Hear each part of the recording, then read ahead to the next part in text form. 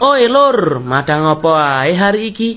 Part 1. Dadi sing pertama, aku sarapan ambil jangan lodeh terong masakane makku lur. Lawe ndok ceplok ambil kerupuk. Isuk-isuk ngene, pokok mangan jangan anget. Peh, nikmate ra tertandingi lur. Telap-telap lek ku mangan ya.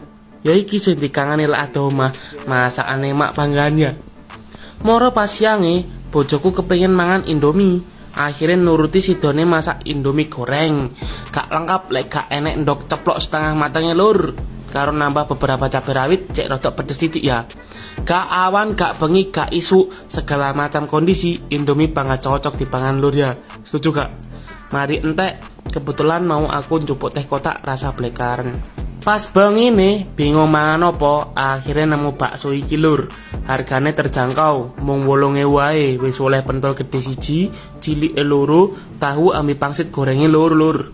Gawe sego lur ya, cek wareg, hehehehe. Telap, telep, wareg. Wes, ya mung sak mono kuwi manganku dina iki lur.